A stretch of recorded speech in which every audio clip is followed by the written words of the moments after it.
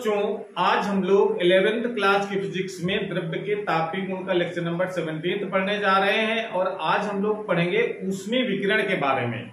ऊष्मीय विकिरण को हम लोग तापीय विकिरण या ऊष्मीय ऊर्जा कहते हैं। इंग्लिश में इसको कहा जाता है हीट रेडिएशन या थर्मल रेडिएशन कहते हैं। ठीक है, तो इसमें ये जानना आवश्यक है कि ये आखिर ये कौन सा विकिरण होता है और ये कब उत्पन्न होता है। तो इसमें सबसे महत्वपूर्ण बात यह है कि अगर परिभाषा समझ में नहीं आए कि ये ऊष्मीय विकिरण क्या होता है, तो आगे जो आज टॉपिक हमको पढ़ने हैं, किरचॉफ का नियम क्या है या स्टीफेंस लॉ क्या है या वीन्स लॉ क्या है, तो उसको समझने में दिक्कत आएगी। तो पहले जरा हम ये टर्म समझ लेते हैं कि ऊष्मीय विकिरण का आखिर मतलब क्या है। तो इसको समझने के लिए हम ये आपको सबसे पहले महत्वपूर्ण चीज ये याद रखनी है कि जब किसी वस्तु का ताप 0 केल्विन होता है, 0 केल्विन मतलब होता है -273 डिग्री सेंटीग्रेड। ये बात ध्यान रखनी है, 0 केल्विन या -273 डिग्री सेंटीग्रेड अगर किसी वस्तु का ताप है तो वो उस वस्तु से किसी भी प्रकार की ऊर्जा उत्सर्जित नहीं होती है। लेकिन जैसे इससे थोड़ा सा ज्यादा टेम्परेचर होता है, मतलब जब किसी वस्तु का ताप 0 केल्विन या -273 डिग्री सेल्सियस से ज्यादा होता है, तो वो वस्तु अपने ही ताप के कारण विद्युत चुंबकीय तरंगों के रूप में ऊर्जा का उत्सर्जन करती है। जो ऊर्जा निकलती है कोई वस्तु है, उसका टेम्परेचर चाहे वह अपने परिवेश से कम हो चाहे ज्यादा हो, हमेशा वो वस्तु से ऊर्जा बाहर निकलती रहती है। किस रूप में निकलती है? विद्युत चुंबकीय तरंगों के रूप में निकलती है। तो जो तरंगे निकल रही हैं किसी वस्तु से अपने ताप के कारण, उस वस्तु से निकलने वाली जो तरंगे हैं उसी को हम लोग कहते हैं ऊष्मीय विकिरण या तापीय विकिरण भी कहा जाता है उसको। तो ये चीज आप ध्यान रखेंगे तो परिभाषा आप बहुत आसानी से लिख सकते हैं कि प्रत्येक वस्तु अपने ताप के कारण विद्युत चुंबकीय तरंगों के रूप में ऊर्जा का, जिसको हम लोग ऊष्मीय ऊर्जा कहते हैं, का उत्सर्जन करती रहती है। इन तरंगों को हम ऊष्मीय विकिरण कहते हैं। ठीक है, मतलब जैसे आप साधारण सी बात समझ लीजिए, जैसे अगर कहीं आग जल रही है तो आग जल रही है तो उससे दूर खड़े होकर के उसकी एनर्जी का आनंद लेते हैं। जो उसमें ऊर्जा आ रही है हमारे पास, क्या करते हैं हम लोग, आग दूर जलती है उससे पास बैठ करके हम सर्दियों में अपने शरीर को सर्दी से बचाते हैं। तो इसका मतलब क्या आ रही है हमारे उस पास? ऊष्मीय ऊर्जा आ रही है। किस रूप में आती है? विद्युत चुंबकीय तरंगों के रूप में। तो ये तो साधारण सा एग्जाम्पल था ये, लेकिन जरूरी नहीं कि आग जले तभी ये ऊर्जा आएगी। कोई भी वस्तु है उसका अपना एक टेम्परेचर होगा, जो भी उस परिवेश का टेम्परेचर होगा उसके हिसाब से, या उससे ज्यादा या उससे परिवेश से कम। लेकिन टेम्परेचर 0 केल्विन से ज्यादा हो तो हमेशा वो वस्तु ऊर्जा का उत्सर्जन करती है ऊष्मीय ऊर्जा के रूप में। और उस किस रूप में रहती है ऊर्जा? वो तरंगों के रूप में रहती है, जो कहते हैं विद्युत चुंबकीय तरंगे। तो वो विद्युत चुंबकीय तरंगों के रूप में जो भी ऊर्जा निकल रही है उसको हम लोग कहते हैं ऊष्मीय विकिरण कहा जाता है। या साधारण भाषा में हम लोग विकिरण कह देते हैं केवल। लेकिन विकिरण शब्द अकेला कहना इसलिए ठीक नहीं है कि विकिरण तो एक ऊष्मा संचरण की विधि है जिसमें माध्यम की आवश्यकता नहीं होती। तो ऊष्मीय विकिरण का मतलब हो गया ऊर्जा। और ऊर्जा कौन सी? जो अपने ही ताप के कारण सभी वस्तुएं बाहर निकालती रहती हैं। ठीक है, तो ये तो इसकी सिंपल सी परिभाषा है। तो अब जो तरंगे निकल रहे उसकी कौन सी विशेषता है, यानी ऊष्मीय विकिरण की कौन कौन सी विशेषताएं होती है, ये आपको ध्यान रखना है।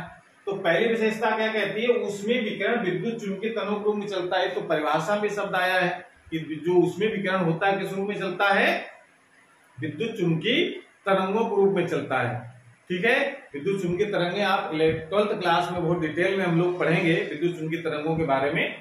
अभी केवल इसका नाम याद रखना है। विद्युत चुंबकीय तरंगे कौन सी तरंगे होती है? जिनको चलने के लिए माध्यम की आवश्यकता नहीं होती है। इसका मतलब है कि जो ऊष्मीय विकिरण है इसको भी चलने के माध्यम की आवश्यकता नहीं होगी। ठीक है, दूसरा ऐसा गुण हो गया। तीसरा गुण उसमें आप याद रखना, ऊष्मीय विकिरण का वेग निर्वात में प्रकाश के वेग के बराबर होता है। यानी निर्वात में जो प्रकाश का वेग होता है 3 × 10⁸ मीटर पर सेकेंड, उसी वेग से निर्वात में ऊष्मीय विकिरण चलता है। लेकिन अगर निर्वात नहीं है, कोई दूसरा माध्यम है, तो उसकी चाल कम हो जाती है। और उस चाल को सूत्र हम किस प्रकार से लिखते हैं?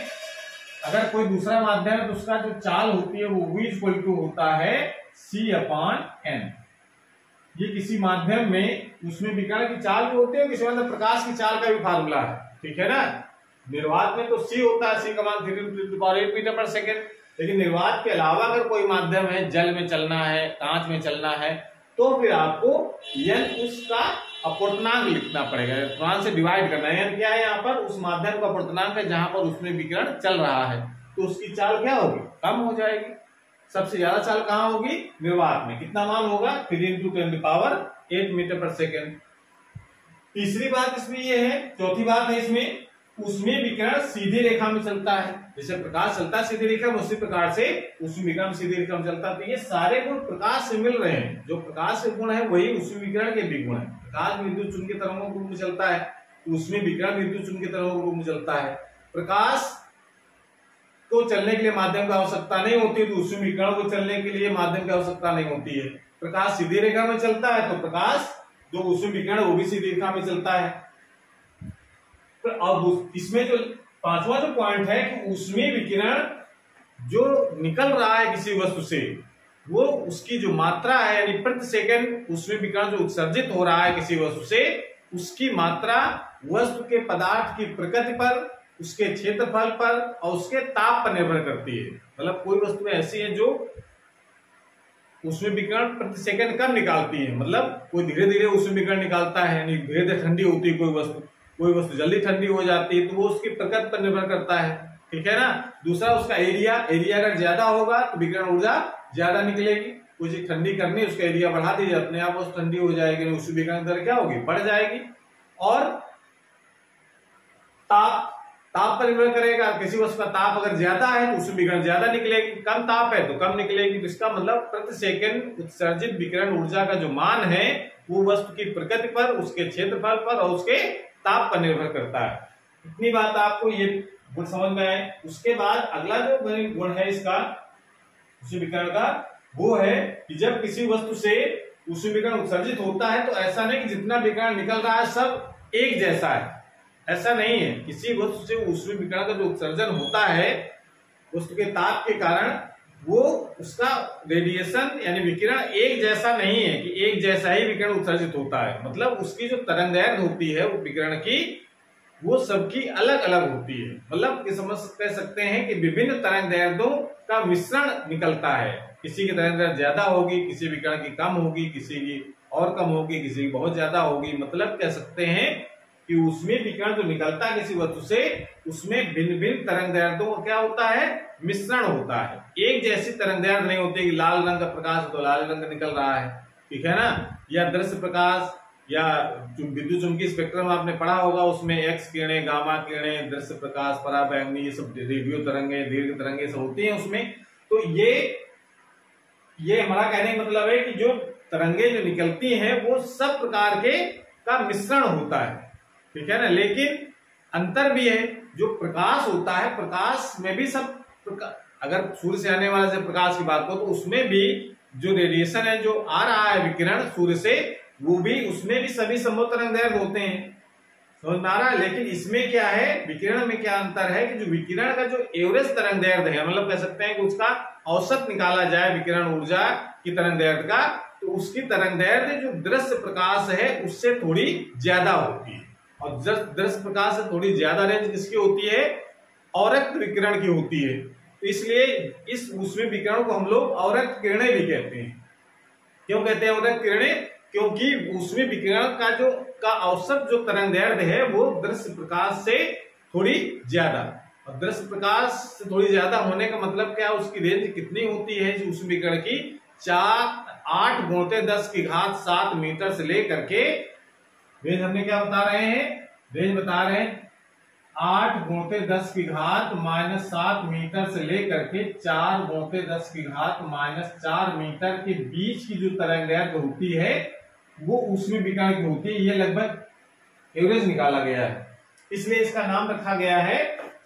एक और चौथा नाम और जुड़ गया, इसे क्या कहते हैं हम लोग? औरक्त किरणें भी कहते हैं, ठीक है ना। इसलिए इसको औरक्त किरणें भी कहा जाता है, क्योंकि ये औरक्त क्षेत्र में पाया जाता है। कौन? उसमें विकिरण पूरा नहीं पाया जाता है, लेकिन उसका एवरेज निकाला गया है, तो वो औरक्त क्षेत्र में होने का इसका नाम औरक्त किरणें भी कहते हैं।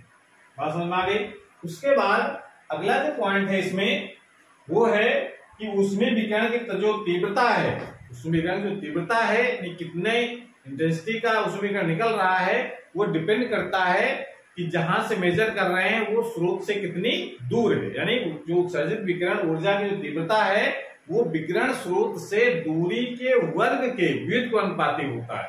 जितनी दूरी होगी उसका वर्ग करने पर जो मान आएगा उसके व्युत्क्रमानुपाती होता है। मतलब जैसे दूरी बढ़ेगी मतलब तीव्रता तो घटती है लेकिन वर्ग के व्युत्क्रमानुपाती होता है। यानी सिंपली कह सकते हैं कि जो तीव्रता है आई वो इनवर्सली प्रोपोर्शनल है आर स्क्वायर के।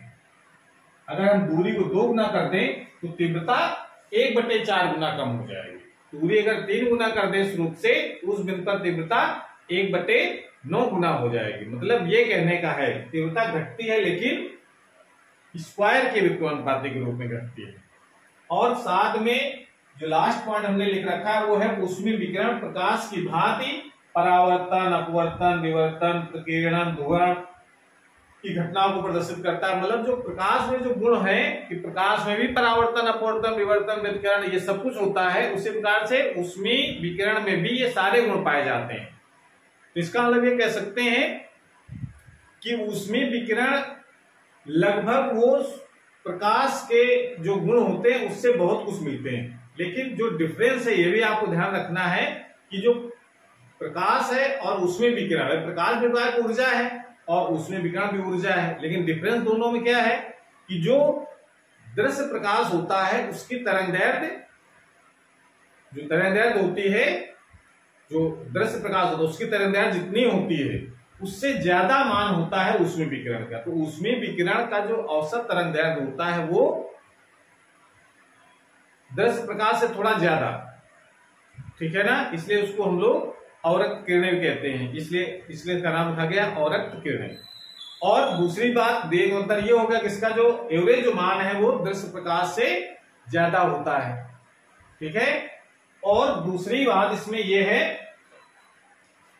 कि ये जो ऊष्मीय विकिरण है, जैसे प्रकाश से वस्तुओं को देख सकते हैं, प्रकाश की परिभाषा भी हम लोग लिखते हैं कि प्रकाश वो ऊर्जा जिससे वस्तुओं को देख सकते हैं, लेकिन ये ऐसी ऊर्जा है, यानी ऊष्मीय विकिरण एक ऐसी ऊर्जा जो हमारे आंख की जो रेटिना है उसको उत्तेजित नहीं करती है। मतलब कह सकते हैं कि वो दृष्टि संवेदना उत्पन्न नहीं करती है। कौन? ऊष्मीय विकिरण। तो ऊष्मीय विकिरण और प्रकाश में 2 डिफरेंस हैं, ये आपको ध्यान रखना है कि एक तो डिफरेंस है कि हम ऊष्मीय विकिरण से वस्तुओं को देख नहीं सकते हैं, यानी ये क्या करता है, ये दृष्टि संवेदना उत्पन्न नहीं करता है, और प्रकाश से वस्तुओं को देख सकते हैं। दूसरा, ऊष्मीय विकिरण का जो औसत मान होता है वो विद्युत चुंबकीय स्पेक्ट्रम के औरक्त क्षेत्र में पाया जाता है, ठीक है ना। तो ये 2 डिफरेंस हैं और ये आपको याद रखने हैं। उसके बाद इसको नोट कर लीजिए, ये थ्योरेटिकल टॉपिक था, इसको समझना है और इसको समझ करके तैयार करना है। उसके बाद इसमें एक महत्वपूर्ण एक थ्योरी है, वो जरा समझेंगे तो हेडिंग लगाएंगे आगे, इसको नोट कर लीजिए पहले। अब जानते हैं हम लोग प्रिवोस्ट का ऊष्मा विनिमय सिद्धांत क्या है। इंग्लिश में कहते हैं इसको प्रिवोस्ट थ्योरी ऑफ हीट एक्सचेंज। बहुत इंपॉर्टेंट थ्योरी है। अभी जैसा हम लोग जाना है कि प्रत्येक वस्तुएं अपने ताप के कारण ऊष्मा का उत्सर्जन करती हैं, ये बात तो समझ में आई। लेकिन प्रिवोस्ट कहते हैं केवल ऊष्मा का उत्सर्जन नहीं करती हैं, जिस परिवेश में वस्तु रखी होती है उस परिवेश से ऊष्मा का अवशोषण भी करती हैं, ये प्रिवोस्ट ने बताया, ठीक है ना। तो ये चीज आपको ध्यान रखना है। ये थ्योरी आई थी 1792 ईस्वी के आसपास इसकी थ्योरी आई है, और उन्होंने बहुत इंपॉर्टेंट चीज बताई है कि जितनी भी वस्तुएं हैं वो वस्तुएं ऊष्मा का उत्सर्जन तो करती हैं, साथ साथ में उसी समय साथ साथ में ऊष्मा का अवशोषण भी करती हैं। अवशोषण कहां से करेंगी? जहां पर वस्तु रखी होगी अपने आसपास के वातावरण से ऊष्मा का अवशोषण भी करती रहती हैं। तो ये दोनों क्रियाएं एक साथ होती हैं। तो अब जरा इस चीज को समझते हैं हम लोग कि अगर वह लेते हैं वस्तु का ताप, भाई प्रश्न ये आता है कि फिर ऊष्मा जब अवशोषित होती है तो वस्तु ठंडी गर्म कैसे हो जाती है। तो वस्तु का अगर ताप ज्यादा है और परिवेश का जो ताप है जहां वस्तु रखी है, परिवेश का ताप अगर कम है, मतलब वस्तु का ताप अगर ज्यादा है, परिवेश का ताप कम है, तो अब ये डिपेंड एक्चुअल में जो ऊष्मा का अवशोषण या उत्सर्जन जो हो रहा है, वो ऊष्मा का उत्सर्जन अवशोषण डिपेंड करता है उस वस्तु की प्रकृति पर, ठीक है ना, और उस वस्तु के ताप पर। फिर ताप अगर ज्यादा होगा, उत्सर्जन ज्यादा होगा। और परिवेश में जहां रखी होगी वस्तु, उसका ताप अगर कम है और वस्तु का ताप ज्यादा है, दोनों चीजें हैं। जरूरी नहीं कि वस्तु गर्म होगा तभी ऊष्मा का उत्सर्जन करेगी, ऐसा जरूरी नहीं।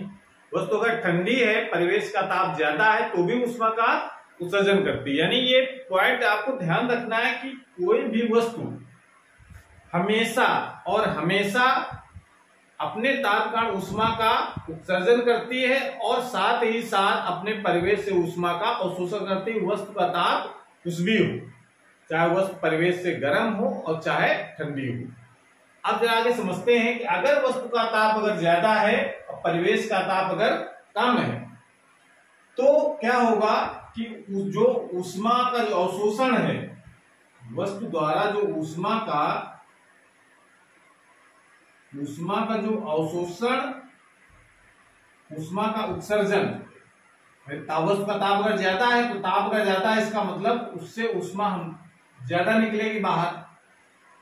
ऊष्मा का जो उत्सर्जन है वो ज्यादा होगा और जो अवशोषण होगा ऊष्मा का अवशोषण, वो क्या होगा, कम होगा। भाई को वस्तु अगर रखी है, मान लीजिए ये वस्तु है, इसका ताप है, मान लीजिए ऑब्जेक्ट है तो इसको ताप, ऑब्जेक्ट टेम्परेचर मान लिया TO है, और ये जो जहां रखी है उसका परिवेश यानी सराउंडिंग जो है इसकी है, उसका परिवेश टेम्परेचर मान लिया TS है। अगर ये वस्तु ज्यादा गर्म होगी इस परिवेश से, तो क्या होगा, इससे ऊष्मा ज्यादा निकलेगी और इससे जो परिवेश है उससे ऊष्मा कम निकलेगी। टेम्परेचर पर डिपेंड करता है ऊष्मा का उत्सर्जन। तो अगर ये ऊष्मा ज्यादा, टेम्परेचर ज्यादा, तो ऊष्मा ज्यादा निकलेगी तो ज्यादा उत्सर्जन होगा। ये इसका टेम्परेचर कम है तो इससे कम ऊष्मा निकलेगी, तो ये अवशोषण भी कम करेगी। उत्सर्जन की दर ज्यादा होगी, अवशोषण की दर कम होगी। तो अल्टीमेटली क्या होगा, कोई वस्तु ज्यादा निकालेगा अपने अंदर से और लेगा कम, तो क्या होगा, धीरे धीरे उसकी एनर्जी कम होती जाएगी और उसका ताप बाद में इस परिवेश के बराबर हो जाएगा। ये तो होगा ना। इसका मतलब ऐसी सिचुएशन आएगी कि जब वस्तु का ताप ज्यादा हो और परिवेश का ताप अगर कम है, तो ऊष्मा का जो उत्सर्जन होगा वो ज्यादा होगा और ऊष्मा का अवशोषण होगा वो कम होगा। अर्थात क्या निष्कर्ष निकलेगा, अर्थात वस्तु का जो ताप है, वस्तु का ताप वो क्या होगा, घटता जाएगा। वस्तु का ताप क्या होगा, घटता जाएगा, यानी उसकी ऊष्मा निकलती जाएगी ज्यादा, अवशोषण कम होगा तो क्या होगा, वस्तु का ताप घटता जाएगा, वस्तु ठंडी होने लगेगी। ठीक है, ये तो पहला पॉइंट डिवोर्स ने बताया। दूसरी बात उन्होंने क्या बताई है कि यदि मान लेते हैं वस्तु का ताप कम है और परिवेश का ताप ज्यादा है, तब क्या होगा, वस्तु का ताप कम है यानी ऊष्मा का उत्सर्जन कम होगा। जो ऊष्मा का जो उत्सर्जन होगा, उत्सर्जन कम होगा और परिवेश का ताप ज्यादा है तो इससे मतलब इससे ज्यादा एनर्जी निकल रही है तो अवशोषण ज्यादा होगा। अवशोषण जो अवशोषित जो ऊष्मा है, ऊष्मा का जो अवशोषण है वो ज्यादा हो जाएगा। तो क्या होगा इसमें, जब उत्सर्जन कम होगा, अवशोषण ज्यादा होगा, तो वस्तु का ताप बढ़ने लगेगी। कोई वस्तु है ऐसी जो जहां पर ऐसी जगह रखी है जहां परिवेश का ताप ज्यादा है और वो वस्तु ठंडी है, परिवेश से कम ताप की है, तो ये तो जनरल सी बात है कि क्या होगा, थोड़ी देर बाद वो वस्तु उस परिवेश के ताप के बराबर हो जाएगी। यानी परिवेश का ताप ज्यादा है यानी वस्तु का टेम्परेचर क्या होगा, बढ़ जाएगा। बात समझ आई, मतलब ये समझो कि वस्तु का ताप कम है तो उत्सर्जन तब भी हो रहा है, ऐसा नहीं उत्सर्जन बंद हो गया, लेकिन उत्सर्जन कम होगा, अवशोषण ज्यादा होगा। तो इसके क्या निष्कर्ष निकलेगा, अर्थात जो वस्तु का ताप है, वस्तु का ताप है सर, यहाँ वस्तु का जो ताप है वो घटता जाएगा, तो वस्तु का ताप यहाँ पर क्या होगा, बढ़ता जाएगा। बढ़ता जाएगा, लेकिन बढ़ता जाएगा मतलब कहां तक बढ़ेगा, जहां तक परिवेश का ताप है वहां तक, परिवेश से ज्यादा नहीं हो जाएगा। और तीसरा पॉइंट आपको ध्यान रखना है कि अगर यही वस्तु का ताप बराबर है परिवेश के ताप के, तब क्या होगा, जितना उत्सर्जन होगा उतना ही अवशोषण हो जाएगा। ये तो होगा ना, यानी ऊष्मा का उत्सर्जन और ऊष्मा का अवशोषण, यानी अवशोषण, उत्सर्जन, उत्सर्जन और अवशोषण, ये दोनों क्या हो जाएंगे, बराबर। और जब ऐसी कंडीशन आएगी तो निष्कर्ष क्या निकल आएगा,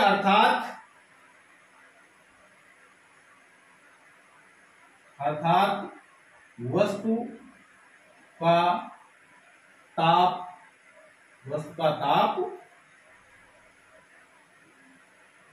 नियत रहेगा, ना घटेगा ना बढ़ेगा। तो वस्तु तीन परिस्थितियां होती हैं, ये बात आप इसने बताई है त्रिवोष्ट में, और अभी तक वो बात सही चली आ रही है, इसमें कोई गलती नहीं है, ठीक है ना। तो ये बात पॉइंट ध्यान रखना है कि वस्तु केवल ऊष्मा का उत्सर्जन ही नहीं करती है, वो अपने आसपास के वातावरण से ऊष्मा का अवशोषण भी करती है। अगर वस्तु का ताप अगर ज्यादा है, उत्सर्जन ज्यादा होगा, अवशोषण कम होगा, तो धीरे धीरे वस्तु का टेम्परेचर कम होता जाएगा और उस परिवेश के टेम्परेचर के बराबर हो जाएगा। अगर इसका उल्टा है, वस्तु का जो ताप है वो कम है, परिवेश का ताप ज्यादा है, तो इसका उत्सर्जन तब भी होगा लेकिन उत्सर्जन कम होगा और अवशोषण ज्यादा होगा। तो धीरे धीरे क्या होगा, वस्तु का ताप बढ़ने लगेगा। भाई अवशोषण ज्यादा हो रहा है, उत्सर्जन कम हो रहा है, तो क्या होगा, उसका ताप बढ़ेगा और बढ़ते बढ़ते कहां तक पहुंच जाएगा, उसके परिवेश के बराबर है, उसका ताप बढ़ने लगेगा। लेकिन अगर वस्तु का ताप परिवेश के ताप के बराबर है तो इसका ये मतलब नहीं उत्सर्जन बंद हो जाएगा या अवशोषण बंद हो जाएगा। उत्सर्जन और अवशोषण की मात्रा सेम हो जाएगी, जितना उत्सर्जन उतना ही अवशोषण। तो इससे क्या रहेगा, वस्तु का ताप जितना है उतना ही बना रहता है, वस्तु का ताप क्या रहता है, नियत रहता है। तो ये बात प्रियोस्ट ने बताई है, बहुत इंपॉर्टेंट है, ठीक है। तो आज की क्लास यहीं पर समाप्त करते हैं, अगली क्लास में हम लोग नए टॉपिक के साथ आएंगे, तब तक पढ़ाई करते रहिए। All the very best.